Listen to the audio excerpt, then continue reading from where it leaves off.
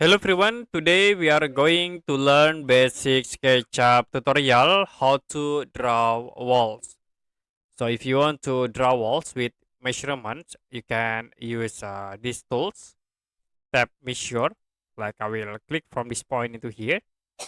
So we create the example reference line like this. And then I will create again into this point.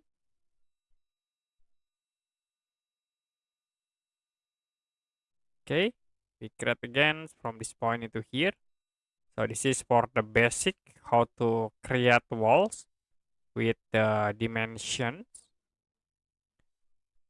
And the next I will create at this point and also in here. Now you can use the pencil tools or lines to create from this point to here. So you can click one by one and then connect. The next you can create again inside the objects.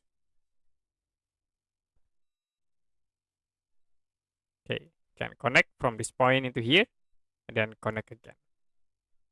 After it, I will use the erase tools to erase this edge. And the next, use pull tools to convert into 3D. You can select the walls and then extrude to the top here.